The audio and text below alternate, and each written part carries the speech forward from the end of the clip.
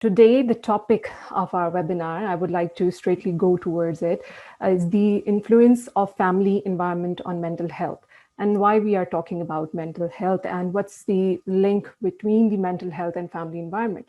I would just like to, put in some remarks and put in some pointers before we start off the discussion with Dr. Dahlia about it. Now that the situation is due to COVID-19 and, social isolation, that means more and more time in your homes, right?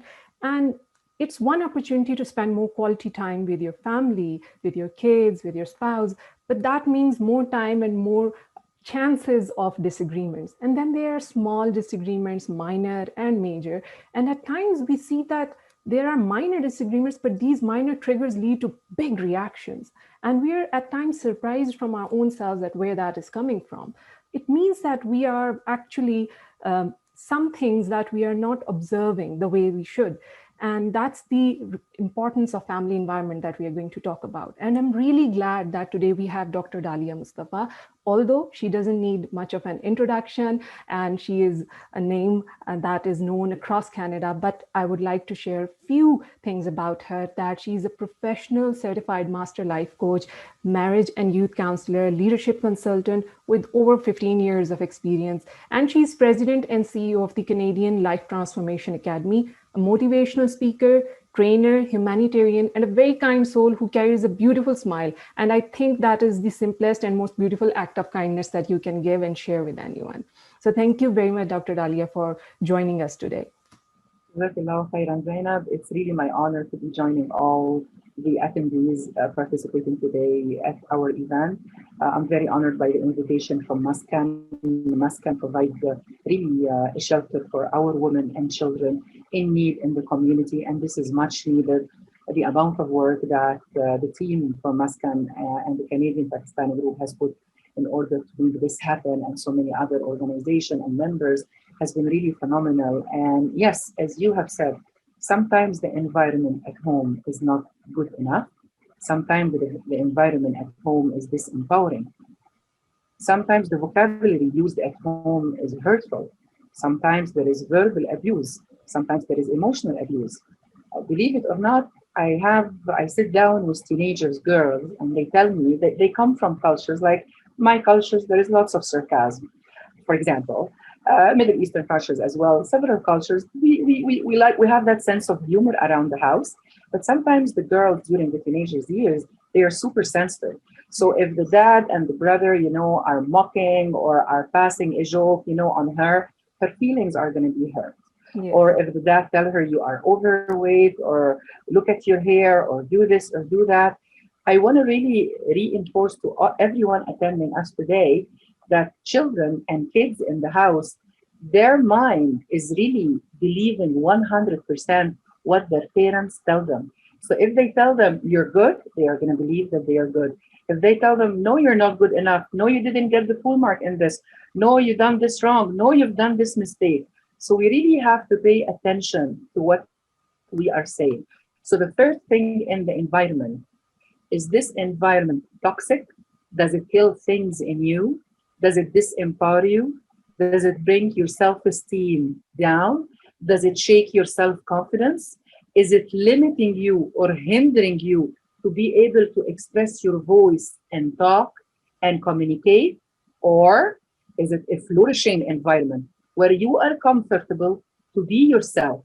It's a safe environment, and I really want to emphasize on this. If there's one thing people are going to leave with today, I want it to be the ability to create a safe environment around the family in home. What does it mean to have a safe environment? Safe environment means that anybody, whether it's children or mom or dad or grandparents, anybody has the ability to talk without fear, to initiate communication without thinking twice what others are going to say or think about what I say or do. It's an environment that is free of criticism, free of blaming. There is no pinpointing. There is no, you did, you hurt my feeling, you are the problem, you are the mistake. No, it's an environment that actually you would say, you know what has happened has hurt me. So as you said in the beginning, It's an environment that has plenty of compassion, plenty of acceptance for everyone around. And why this is important to have a safe environment? Because when people start talking and they realize that the environment is not safe enough, what do? They capsulate everything inside. They freeze their emotion inside. They keep bundling negative emotions, whether it's anger or fear or guilt or negativity. And every one of us has an emotional bank, or if you want to call it, a psychological reservoir. This psychological reservoir is just like a cup. So this cup could be when we are young at 10%, 20%, 30%, 40%. We really need to maintain it around 50, 60%. So in case there is a crisis or a catastrophe in life, people can go, if they go to 80, 90, they are going to be stressed. But it's totally different that if someone is already overflowing and saturated at 100% capacity, and then come a crisis at home, and then they go toward a panic attack, or they go into a mental breakdown, or they become unconscious, or they are transferred by ambulance to the hospital. So we need to be very mindful to the environment that we are having. Is it an environment that brings us up or bring us down? Is it an environment that is allowing us to develop and grow, or it's environment actually where everyone has become silent? People are afraid to talk. People actually feel bored. People actually feel disengaged. People feel broken. Every child is sitting in a room on electronics, the mom herself on electronics, the dad on electronics. Some of them sometimes they meet on lunch and dinner, sometimes they don't even sit down on a dinner table. So this is very important. And I always say, if we want to give someone, because all our beautiful Muslim cultures, in our Islam actually, if we see something wrong, we need to give an advice, right? Yeah. Which is good. But the question is, how are we going to give this advice? Rasul sallallahu alayhi wasallam said, وَإِن كُنْتَ فَظًّا غَلِيظًا لَانْفَضُّوا مِنْ حَوْلِكَ. If you are tough and aggressive, people are going to go away from you. Yeah. So if you want to create that environment, you really need to focus on one major thing: connection. You need to be able to connect with people. And for you to be able to connect with people, you need to be able to communicate with people. And communication, actually, there's so many research and literature review and state-of-the-art techniques in communication. But to make it easy for our audience today, I'll simplify it in 7 things. It is called the 7 C's of communication. So first of all, it has to be concise. So it has to be short. So there is no long lecture of come here, I'm going to lecture you for 30 minutes or 45 minutes to the husband or to the wife or to the kids. No, it has to be concise. It has to be complete.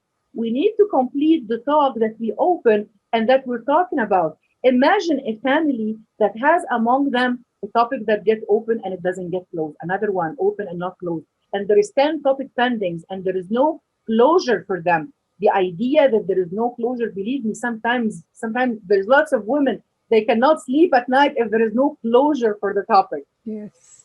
So concise, what was the last one I said? Concise, the first one. And complete. Complete. It needs to be coherent. So when we're talking in a subject, we need to stick to the subject. We cannot start talking in one subject and then branch to something that happened 10 years ago, or branch to, hey, you remember when your mom told you that you are bad? It's not only me who's telling you that you're bad. Everyone think of you as bad. No, that's a big no. That's not coherent.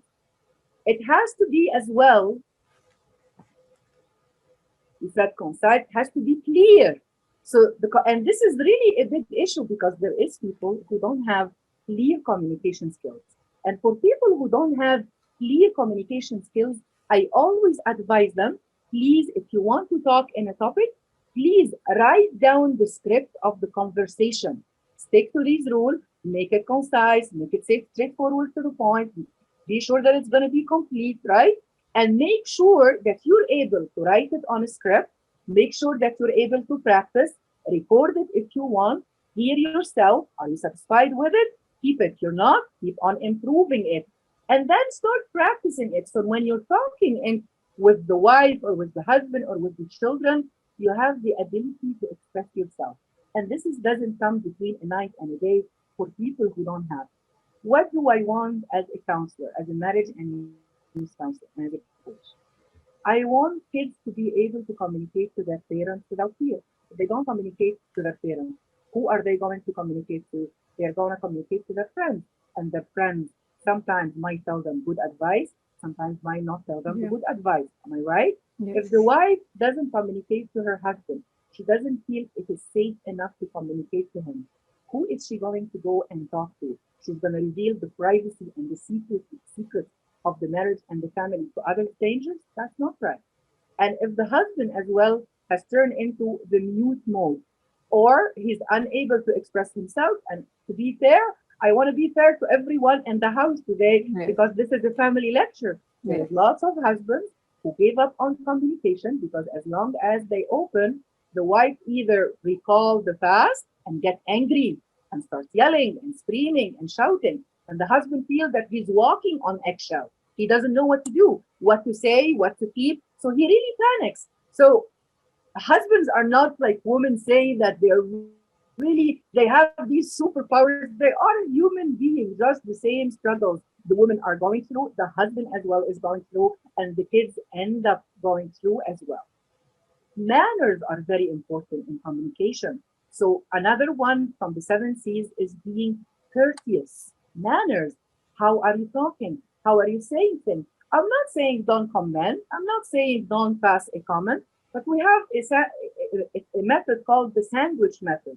So if you want to pass a message, let it be wrapped inside a sandwich, sugar coated with some nice things, some praising, some positive things in the beginning, then seal the message, then say the message, then seal the message with a conclusion.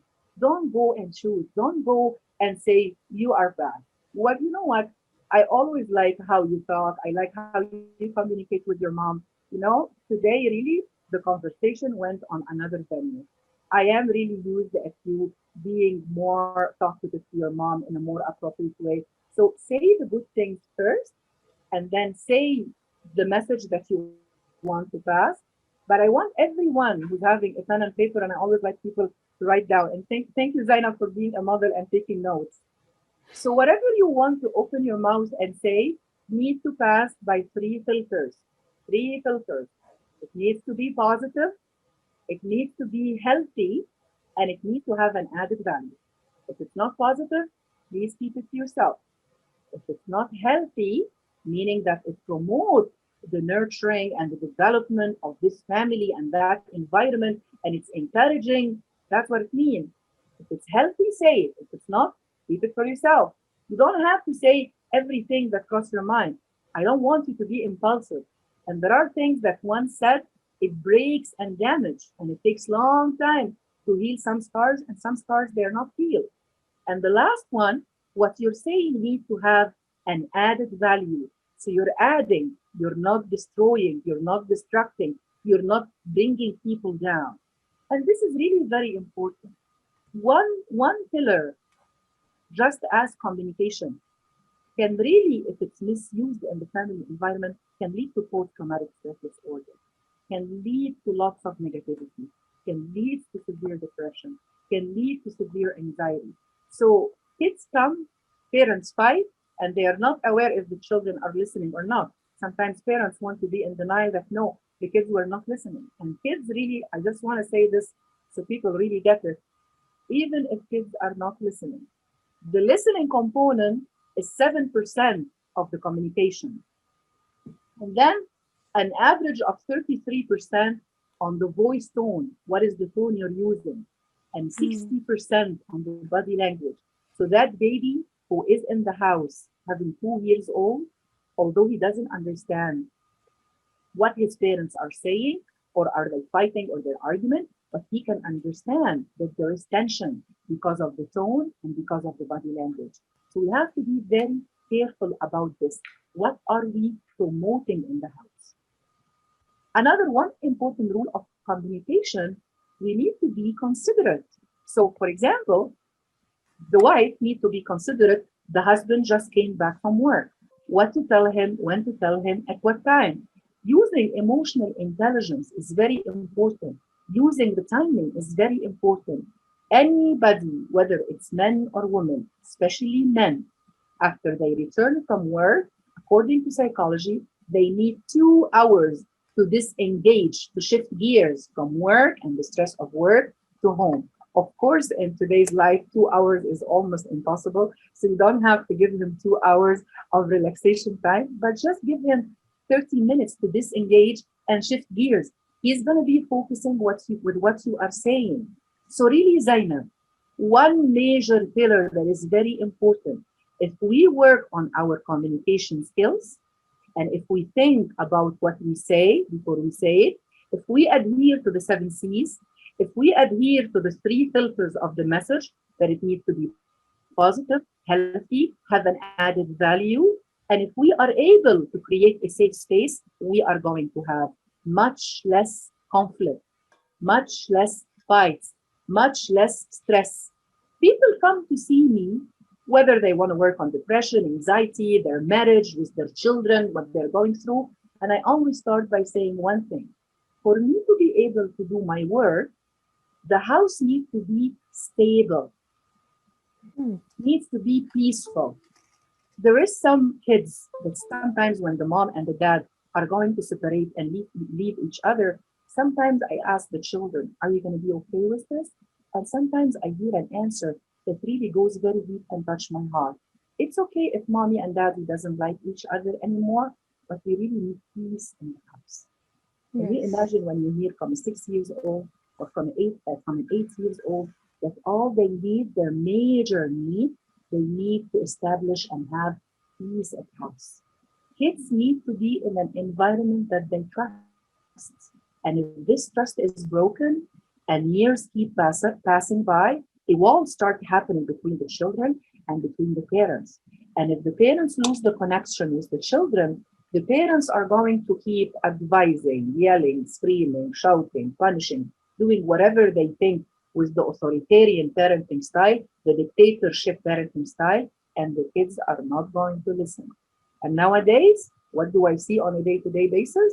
Unfortunately, I don't get to see the happy people in my clinic. I get to see them in the Yes. community, alhamdulillah. And I like to talk about joy and positivity and stuff like that. But inside my clinic, I see kids who run away from home. I see kids who don't know their identity. I see things who are failing academically because of the amount of stress or demands or expectations in the house. I see kids who are going through social anxiety. They cannot talk and communicate with others. I see kids with panic attacks.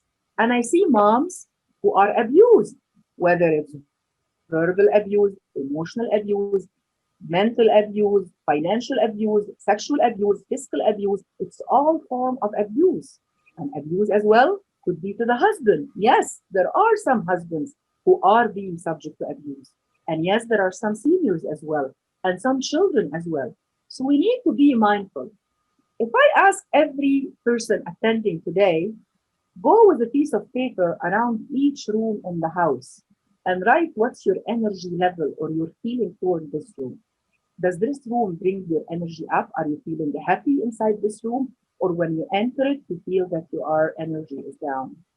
So that's one thing, one meter they can evaluate the relationship with the physical environment itself. I think I would keep an eye on the chat box, and I would expect some responses also, because it's Sure. important that you self-reflect. Now that you're listening to Absolutely. it, it's fresh, it's coming, and you Yes. reflect upon it. And Dr. Dahlia, now that you have mentioned a very important thing about the children shedding from their parents at a certain point because of the communication problem, and there are attendees and there must be some people live also who might be facing this issue, maybe on a low level or a high level, but at some level they might face some issues in communicating with their child. They might be facing a situation where they are saying things but they're not getting a reception. So what should they do? What could be the first step for them to initiate a positive, productive connection? Thank you so much, Zainab. Parents ask me about this all the time, and I keep it very brief and short because I Okay. want people to get it. Don't work on what you want to work on. Work on the connection. Connect first. If you are connecting, they are going to be open to listening and hearing. If you are not connecting with them, nothing is going to work out. So what's the first step for connection? If now that's the goal. Very, very good question. So for connection, you need to show them that you are engaged in what they are doing. You need to show them that they are supporting them. You need to praise them. You need to be able to see the good in them and talk about it. And if you have comments, you need to use that style in communicating. So just to give you an example, I was once teaching online one of my communication course, and a mom, she wanted her son to stop smoking cigarettes. So she followed all the rules I just mentioned in the communication right now. And she wrote the script very, very well. But the last sentence in the script came what? And because I'm your mom and you have to obey me, and Rasul sallallahu alayhi wa sallam said, your mom 3 times, you must do all the above. So she scratched. All she did was this. You cannot talk to a 16 years old boy like that. Everything she has written on this page was 100% right. So you need to be able, and this yes, that sentence, because you're exerting your power and your authority. And a 16 years old teenager, he doesn't want this. I'll give you another example, a sweet one. A lady came to see me, and seriously, her problem was a very sweet one. She said, my son doesn't help me at all. He doesn't shovel the snow. He doesn't cut the grass. And when I talked with the son, he said, Dr. Dahlia, my mom waits for me until I take a shower, get dressed, and ready to go meet 5 friends. And she asked me for things. He said, I'm going to do all that she wants, but let her tell me just one day before. So you can see how communication is important. Yes. The other thing that's very important, and that our women and our children are really suffering from, and I'm sure all women here are going to relate to this when they are hearing us, and I want the men in our community to be aware about that. The sentence of I am not good enough. So through the behavior in the family environment, women and children get stuck in their head, I am not good enough. Why? Because all that they are doing, there is no enough appreciation. There is no time to stop and smell the roses. There is no time of acts of kindness and compassion. It becomes demand and goal, one goal to the other, one dream to the other. So if we really want to start over and start a new page, I always say this to all people from all religions and all faiths. It all starts with the intention. على نيتكم ترزقون إنما الأعمال بالنيات ولكل امرئ ما نوى. If your intention is good, Allah subhanahu wa ta'ala will be in support of this. So first of all, you hold in your intention and you revive your intention. Ya Allah, please help me in this. I want to change the way I'm communicating with my family. I want to create a safe space for everybody in my family. I don't want to be angry anymore. I'm going to try to be in the present time more than I am in the past. If I'm angry, I'm going to start by writing anger letters and releasing all the anger I have on papers, and then tear these papers and just hold my feeling that as I'm tearing it, I'm releasing that anger and asking Allah to substitute it with sakina, serenity, and tranquility. And then my focus will be not to get my message heard. I'm not going to be focused on the message. I am going to be focused on the connection. So what is it? I need to get people around me to show them that I am connected to them. I need to have a genuine interest in what they are saying and telling me. I need to give them my full attention. I need to spend with them high quality time. I'm not going to be tucking my daughter in bed and holding the cell phone in the other hand, and then the daughter goes to Dr. Dahlia and tell her, it really hurt my feeling yesterday. My mom was putting me in bed. She was holding me with my hand, but she was on her Instagram on the other hand. That shows that How you are not available for that person. You're not exactly. there at Thank all. you. So if you want to connect, you need to be, as you said, Zainab, you need to be available. You need to be available on an emotion level. You need to be available and alert on a mental level. Your daughter could come from school and she tells you, you know what, mom, like today I was thinking, I think I might have a crush on this boy. You yell at her and you scream at her and you exaggerate, she's going to shut down. She's not going to come again and connect with you. And for me, I always tell parents need to be the first line of defense for their children. A husband needs to always be a source of support for his wife. A wife always needs to be a source of support for her husband. And yes, every house has problems. There is no house that doesn't have problems. But we need to be able to sit down, connect, give full attention, be there in the present time to genuinely listen. We call it in psychology listening with the ear of your heart.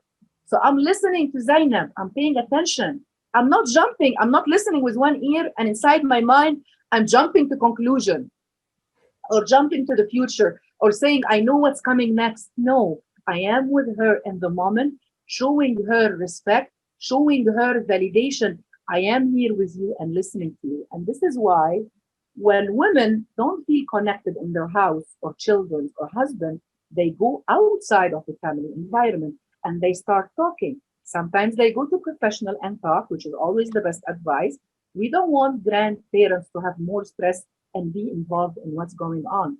And another thing that's very important, children are very sensitive. So if mommy is sharing what's going on with her sister, with auntie, then some kids will really, this will be painful. I don't want my mommy talking about me to my auntie or to my uncle and ruining my image in front of them. So we have to be very careful to these things. So if everybody who has taken notes today needs to start from some way, start connecting your family. But what are the barriers toward connecting? Depression, anxiety, past failure. So some people, they are not going to be able to connect because they are depressed. They need actually to be counseled for that depression or that anxiety. Or some people, they might have post-traumatic stress disorder. Or some people, believe it or not, lots of kids are shut down and they don't want to open or communicate because they have been severely bullied at school. I remember Zainab in 20 years actually of practice. I recently, actually, that was a year ago, I recently had a Muslim girl. She told me that she was bullied at school. I said, share with me the sentences. She shocked me that on the go, she kept shooting at me 75 almost sentences. You wear a veil, you are a terrorist, there is a bomb. Why are you Muslim? Islam is a bad religion. 75. And Allah subhanahu wa ta'ala, with the education, knowledge, and practice, gave me the power to answer her on the go. What's the answer for each one? But I felt so sorry for this person who had been subject to all that extreme bullying from her friends and peers at school. What did it do on her? It left her, of course, with low self esteem. It left her, of course, with low self confidence, right? And it's left her really sad, depressed, and anxiety, having social anxiety, don't want to communicate with her friends at school, don't want to communicate even with her parents. It takes lots of connection for a person to open up. If I feel safe enough that Zainab really is going to hear me, is going to listen to me. And one more important thing in our community, especially judgment. Yes. When we start judging someone, we lose the ability to connect with them or influence them. And it takes a lot really to get rid of judgment and be a non-judgmental person. I'm grateful for my parents. They raised me in a non-judgmental environment. And then by profession, I'm not judgment. So let's say, for example, a girl who committed zina is coming to see me, right? I'm not going to judge her. I am here to help her. She's coming and she's saying, I want to have a new beginning. Or let's say, for example, a boy who has been always very abusive in the way he talks to his mom and dad. I am not going to tell myself this is a big sin in Islam and this is a uquq walidain and he's not going to be a good boy in Islam. My role is to help.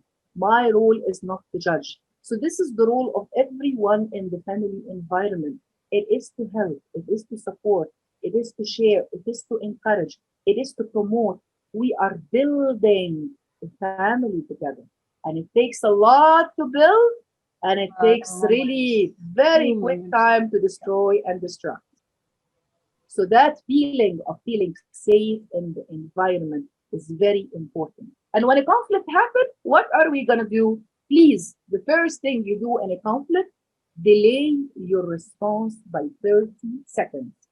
I'm not asking for a minute or two, Allah. I'm only asking for 30 seconds. So don't be impulsive. Delay it for 30 seconds. Then take a deep breath. Be mindful to what you're going to say. Is it going to have an added value? If it's going to have an added value, share it. If not, keep it. Remember, I'm not telling you to hold anger inside. You can always go to your room and write an anger letter. You can always go, if you have a punching bag, and punch on your punching bag.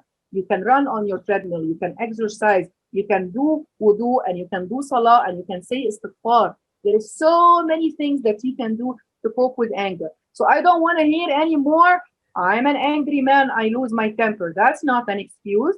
There are techniques to use it to cope with stress, with anger, with anxiety. I don't want to hear anymore. I don't want a woman accepting anger from a man because it's not good for her and it's not good for the kids. I'm Yes. not letting you to leave the house or go have divorce. I'm the last person in the world who would advise someone to have divorce because my approach is always to build families and connect them together.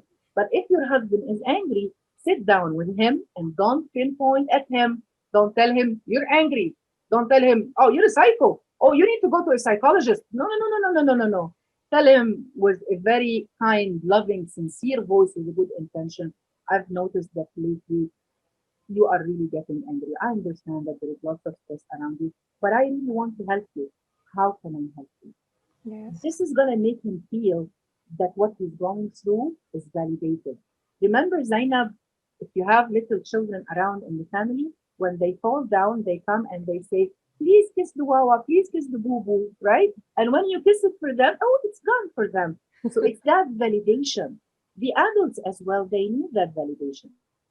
Lots of women go talk to their husband about problems, not because actually they want the problem. The man right away, he jumped in the fixer mindset. I want to fix what's going on. Although all the women just need at this time just the validation. But when you actually tell her, you know what you did was wrong, that brings her all the way down. She doesn't want to come back and talk to him about it again. So if your husband or if your wife is angry, talk about it in a nice manner and ask, what can I do? One technique that is really very powerful in powerful communication is open-ended question. You're going to ask a question. Zainab, what can I do for you today? Or you wake up in the morning, I'm feeling some good energy today. Do you need any help? What can I do for you? So having that, but having houses where people enter and they don't say salamu alaikum, when people wake up in the morning on their Facebook and on their Instagram, this is not who we are and this is not how Allah created us and this is not how we are going to connect with us. Ask yourself today, are you connecting more towards your family or you're connecting more to your social media and to your external circles and to Exactly. friends? And ask yourself, do you want to keep it this way or do you want to work on it? And ask yourself, if you come to the answer that you want to work on it, ask yourself, how can I connect more? It doesn't take one person to connect. It takes two people to True. connect. Communication, it's like, it's like as if we are playing a piece of we have a big orchestra and we are all playing the music on different instruments and everyone knows which instrument that they're going to use which time. So we need to have emotional intelligence about what we are saying and how to react in situations. And for emotional intelligence to happen, my dear and dear participant with us tonight, the first pillar of emotional intelligence is self awareness. We need to be aware of what's going on. Lots of people actually get a ride on a helicopter and they run away from their problems. They see their problems from behind, from down, from they're up in the sky. They see their problems down, but they actually don't want to do anything about it. They are sheltering themselves, running away from the problem, and this doesn't fix the problem. And I understand that lots of people who have been subjected constantly to constant disappointment and constant failure, they are on autopilot to run away. They are on autopilot to avoid the situation. They don't want to confront it. They don't want to solve it. They don't want to be collaborative in trying to find a meaningful way to return things the way that they were in a good, healthy manner. So this is why it's time to take your helicopter down and see with your eyes and listen with your ears and feel with your heart and analyze in your brain what's happening. You need to start looking at the problem in order for you to solve it. Some people are going to be able to do this. Some people are going to need professional help to do that. Dr. But aware, Dahlia. Sorry to interrupt. I think the importance of flying away or escaping the situation could be connected one of the case that I have, and we can, discuss it as an example.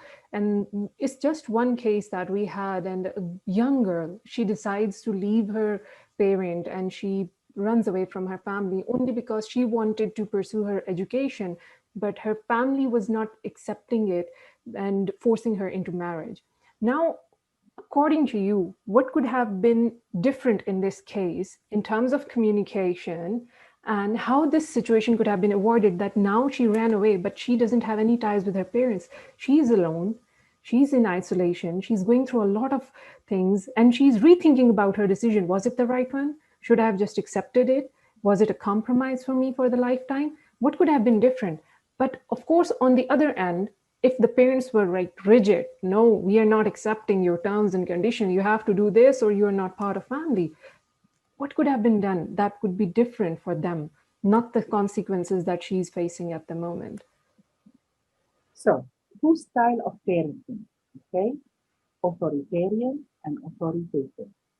Authoritarian is dictatorship. Tiger parenting. They are constantly pushing the kids. They are making the dreams and the plans for the kids. Not a single girl on this whole world should ever be forced into a marriage or into education. Yep. These two choices should always be made by the girl. And every day in the community, we hear about stories into marriage and they haven't been happy or fulfilled, or it ended up with divorce and there is children, right? So from the beginning, we actually want to empower our girls to have enough self-love to love themselves. When parents ask me, how can I make sure that my girl is going to be a good Muslim and don't commit any mistakes, and she's going to be a pious Muslimah, I say, teach her about self-love, to love herself. Self-love is not selfishness. No, not at all. Self-love is meaning I value myself, I value my dignity, I value my religion, I value my family. So I'm not going to do something that belittle any of this. I value my love for Allah, expectation that I am setting for myself. So tiger parenting, you're constantly on the road pushing. So with tiger parenting, kids are going to run away. Or kids are going to wait until they are ready to run away. Or kids are going to grow up and they are going to have scars inside. Yes. Or kids are going to grow up and they might want a girl might want, I just want to get married to run away from the environment at the house, which is not right. Or kids might say, come and say, oh, I want to go to Edmonton to study, as a way or as a form that they want to run away from their parents. And believe it or not, Zainab, there are lots of teenagers and lots of young kids who actually do lots of daydreaming. So imagine a beautiful youth sitting in their room, closing their eyes and daydreaming for about 10 hours just because they want to withdraw themselves from this environment. So if there is enough love and connection and acceptance at home, there is always going to be a back and forth dialogue. But every family or every mom or every dad that are authoritarian dictator, they are the one who set the rules, they are the one who problem solve, they are the one who make decision. Please let me whisper in his ear with all respect and all the love in Allah subhanahu wa ta'ala. You're not helping yourself and you're not helping your kids. You need to be the dolphin parent. What is a dolphin parent? Dolphin parents, their kids keep swimming and achieving, and then they come to have a fresh breeze, a time to rest. Dolphin parent, they tell their kids, yes, you need to study and you need to have social friends. Tiger parent, they tell their kids it's all about education. You need to sit down and study. Friends are going to waste your time. And I'm sure that what I'm telling you are the person in front of me. I'm sure that you can name few people in your mind. Yeah, maybe my uncle was this style, maybe my auntie is this style, right? So if you are an authoritarian people, you're really running the chance more than 90% that your kids are going to run away from you. So please switch your parenting style. So if you're asking me for this girl, what could have been done differently? It's the parenting style of the parent. That's one thing. Right now, if she is able to open the conversation with them, that is great. If she's not able, she can seek another person who can be a mediator to open the conversation with their parents.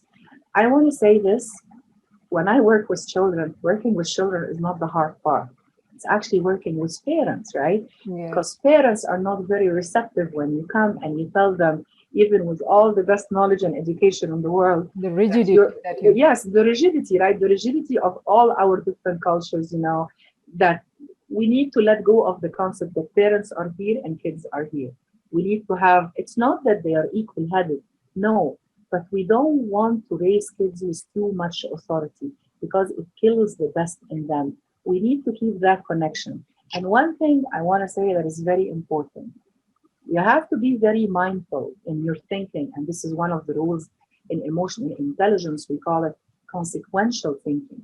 So when you're thinking about something, or you are actually saying to your daughter, no, you're not going to do this, you need to run the scenario in your head first and say, what could be the consequences? Could it be that she could leave the home and run away? Could it be that when she ran away, is she still going to be a good girl, or she might deviate? Or how about her friends? They might vice her into other things. So you need to be very, very aware and see. I'm returning here to the component of the self awareness.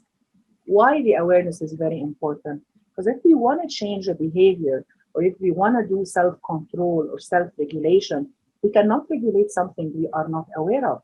We cannot control a behavior that we are not admitting that it exists. So it takes lots of power and lots of a person being really brave to be self aware and to open their eyes and see what's hurting them. So I So think in this case of the girl, I would really advise, if she doesn't feel comfortable, to communicate with her parents. She's more than welcome. I'm willing to do that for the sake of Allah subhanahu wa ta'ala, to call the parents and try to bridge between the girl and her parents. Why? As I said in the beginning of the lecture, I want every daughter to really, her first line of defense to be her family. I think there was a very important point that you mentioned about switching the parenting style. Yes. And I think a lot of people are listening to us, and if they decide to change their mind, they reflect upon it, and they think that they need to change some parenting styles, how should they take their first steps? It's very I think difficult to unlearn and then relearn and then implement those things, because the first person you're going to battle with is your own self. That's the first mindset that you're going to convince. yes. So for every parents watching us tonight who wants to change their parenting style, the first thing to do is to send an email to Zainab and tell her, please register me for the upcoming workshop for Dr. Dahlia Mostafa about positive parenting. And Zainab is going, please, Zainab, like tonight, set a limit, like for example, a week from now, and get back to me and say, Dr. Dahlia, we have these people, they want to register for it, and we'd like to create that workshop, and we will do it. I really run it every now and then in the community. It would be my pleasure to run it to Muscan as well. I run it in English and I run it in Arabic as well for Arabic speaking. We had it actually last week. Sorry, last month in Arabic. So please, first thing to do, it's a very intensive, powerful lecture for 2 hours and a half with lots of notes. It tells you everything from A to Z what to do, and it all starts with connection before correction. That's what it starts with, and as well, because I was giving this lecture once in the mosque, and a very sweet lady, she stood up and she said, Dr. Dahlia, this is too much work. I don't have time for this. I asked her, how many children do you have? She said, 4 children, and the four has problems. I said, my dear, all I can do is to give the knowledge, but you need to be able to create the time. Just to mention as well, if there is any Arabic speaking people with us tonight, there is a lecture about time management with Brother Sam Namora on his Facebook page on Facebook. It's announced on my WhatsApp group, on my Facebook as well on it. It's going to be from 8 to 9. And it's really about time management. And time management is very important because if you are a parent and you want to change your parenting style, you need to first create that time about it, to work on it, to think about it, and then to Yes. work about it, right? To think about it, to learn about it, and then to implement it, and then to sustain it. Because I don't want the change to be for a month or two, and it's very scary for children or for wife or for husband, for any human being, is if the other person change, the first thing that we tend to ask, oh, is this change permanent or is it going to be temporary? Just so we start having fear. I remember once I was doing marriage counseling, and the lady, it was her birthday. So she entered her room. She found her room full of balloons and full of hearts and full of chocolate. And she had a fight the same night with her husband because she was terrified. Why are you doing this? You've never done this before. She got scared. Is this going to be forever or is this going to be temporary? And I actually told him from before when he said, I'm going to do this and this, I said, amazing, beautiful, but just put in mind that this might happen. So studying that behavior, we need to have a clear mind. And to have a clear mind, we need as well to allocate that time. So Yeah. regarding your answer, it's my pleasure. I'm more than happy really to offer the parenting workshop whenever Maskan or the participant need. For me, I think the all the lessons that we got today, we need to. Although it would seem that it's too much now, but when we think about it, we can segment it, and then we segment it and we pick one thing. So maybe now tonight before sleep, I'll think about the 7 C's of communication. Tomorrow, I'll talk about the tone and especially the cases where there is a conflict and how you respond to it. And then there are other things that you share the knowledge with other people, but it's not like necessary and mandatory that, okay, this session is done, now everything is changed and all these rules will apply. It's not going to happen No, like that. no, no, no. It takes time to apply things, and you need to apply things little by little. Yes. According to psychology, it takes 21 days to change a habit. According to my practice with the community, this 3 weeks in our community, it's at least 3 months to start changing really things and seeing change really shift and happen. I But one think thing, there are a lot of one tips but today. one thing I really want everybody today or tomorrow to really do. Okay, we are a family. We are living together. Okay, so let's say a mom and a dad and 3 children. Okay, so let's say I'm gonna ask the eldest daughter, for example. So I'm gonna ask her. I want you to write me 3 sheets of paper. Mhm. One sheet, it has the title facts. For example, facts I know about my dad. Facts, she has been living with her dad for 15, 16 years. She knows facts about her dad. And the second sheet will be about my dad's most common behavior. So the facts, just to make it easy for people, it's going to be adjectives, okay? Kind, compassionate, caring, loving. The behavior is going to be verbs. So what's the common behavior for that? And then the third sheet is going to be reaction. What's the most common reaction for that? And it's also going to be verbs. Clients sometimes ask me, Dr. Dahlia, what's the difference between reactions and behaviors? Reactions, it's a response to something. So there has been a trigger, and this is when my dad, somebody tell him this is how he reacts. But the behavior, it doesn't have to be triggered by something. My dad's behavior that he gives to charity. My dad's behavior that he likes to go pray to the mosque. My dad's behavior is that he's always comforting to us and is always very protective and caring. Reaction, oh, if my dad hears me talking about this topic, he's going to yell and scream. So Mm. I want everyone today, including Zainab, okay? Let's say Zainab has 3 people in her family. So Zainab is going to do 3 sheets for every person of these 3 people. Okay. Sheet about facts, sheet about beliefs, sheets about behavior, and sheets about reactions. Why is this important? Let's say, for example, we have a household where there is one child and mom and a dad. If the child does actually this sheet of fact, behavior, and reaction for their mom and dad, they're actually going to realize that the behavior and the reactions and what's happening from their mom and dad, it's not a surprise. So this is really going to lessen a lot the disappointment. They are going to be kind of expecting, yeah, whenever anything happens, they are going to look to the sheet and say, that's absolutely expected because this is what I know about my mom and dad. This is among their common reaction. This is among their common behavior, right? And the same thing when the husband does it for the wife, and he looks at it. It's a blue book or a blueprint or a coding. This is my understanding for the personality, and this is the first step really of the self awareness. We need to be aware. So instead of looking at someone and telling them, you're always yelling and screaming and shouting, well, try to ask yourself, was she always like this? Was he always like this?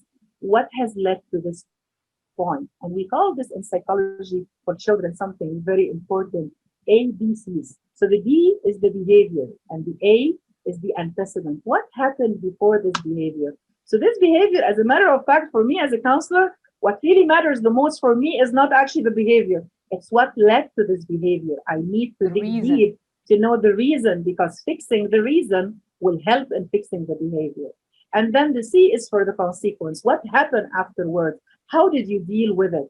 So your behavior, my daughter came home and I was yelling at her and she ended up with a panic attack.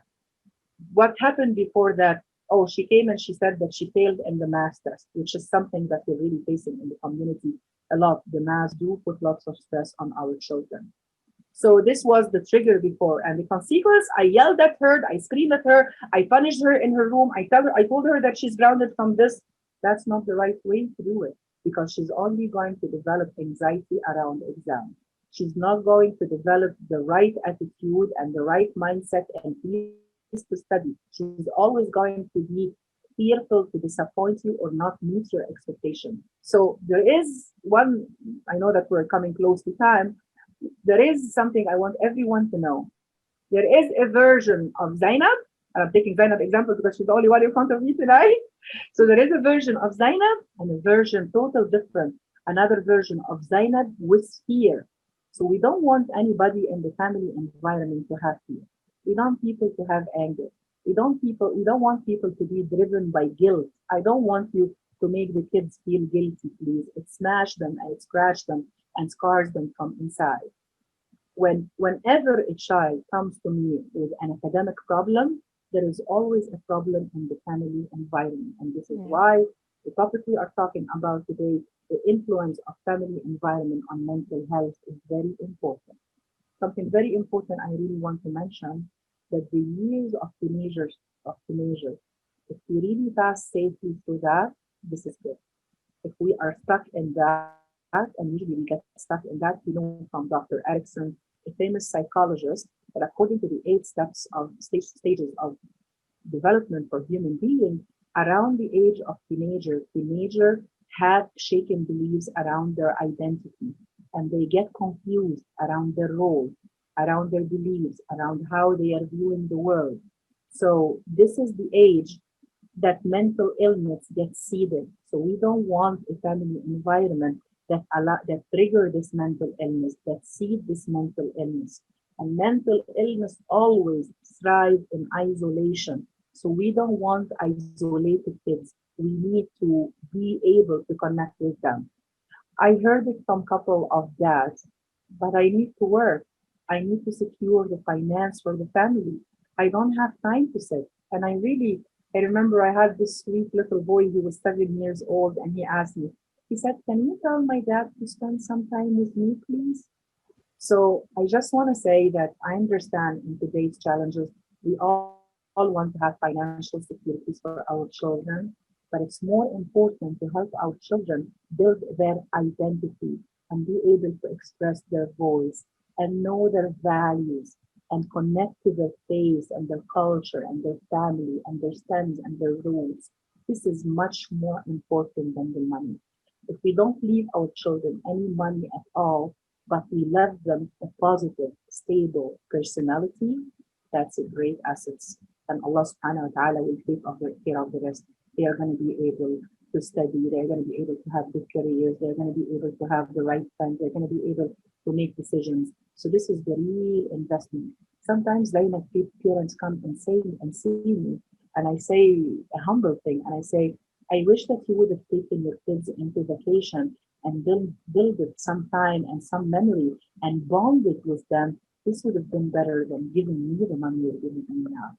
So I understand there's lots of people who wants to save, who wants to save for the future, but you need to have that time for the children. You might want to work a little bit to use the hour and spend most time with kids.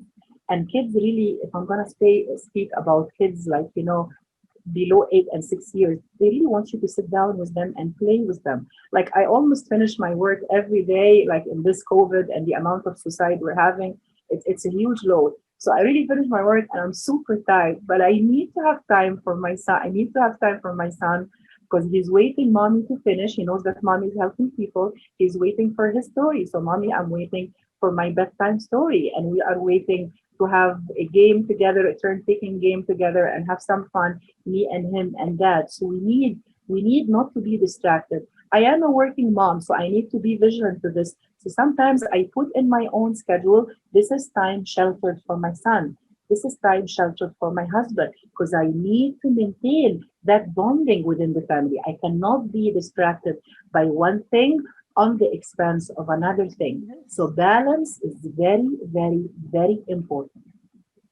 Thank you very much, Dr. Dahlia. I think there are You're so welcome, many Zainab. things that we talked about, and you really well composed everything. Of course, you have the expertise of all the communication Cs, and you knew how to actually conclude everything. And there are so many key takeaways today. I think I'll have so many time to reflect upon this session, and I'll think about it, and I'll see. I'll pick one habit, maybe I'll work on it for 21 days, and I'll see that how I have to change it. And I think all of the audience that joined us today, you have a lot of to think about, to reflect upon, to change. Think how you want your family to be, how you want your family environment to be. There are so many key takeaways that Dr. Dahlia mentioned, and I think that we can have some follow-ups, inshallah, about the positive parenting workshop. I'll work upon that as well.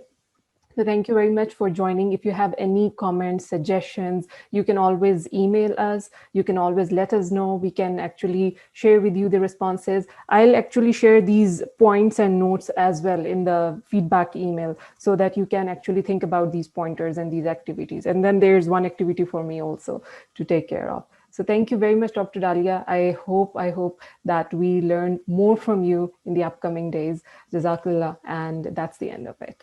You're welcome, Zainab. I just want to reinforce one thing before I leave.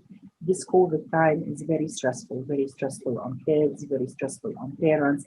We don't want to increase the fear in kids, right? We want to tell them about security measurements, but I want parents to be vigilant that there are some children who have a negative mindset. So there are some children who are willing actually have the preliminary seeds of obsessive compulsive disorder. So we don't want them to have phobia around cleaning and washing their hands. So we really need to be careful about how we are communicating to our kids. All of us in this time, it's a very stressful time. So please try to think of what can I do? It's the last exercise that I'm going to share. What increase my energy and what deplete my energy? What makes me happy? What makes me sad? What brings me up? What brings me down? And make a sheet for yourself. Always, the best way to do it is with pens and papers. Don't do it in your mind. Do it in front of you on pen and paper and write it. And do more of the things that bring you happiness, calmness, serenity, and try to avoid or eliminate or minimize those things that make you tense and stressed. And I wish you all the best with your families, with your children in your journey of knowledge. Feel more than welcome to email me any question. I think most of you, if you Google my name, Dr. Dahlia Mostafa, you're going to get my number. If you have a question, feel welcome to call me and say, I attended the lecture through Maskan yesterday or today, and I have some question. It will be my pleasure to answer all your questions. May all the best happen to you, and may Allah subhanahu wa ta'ala pour His barakah and blessings on you, on your family, on your parents, and inshallah, all the best for all of you, bi'isnillah. Assalamu alaikum wa rahmatullahi wa Wa barakatuh. Thank alaikum you, assalam. Zainab, for the invitation. Thank you very much. Take care, everyone.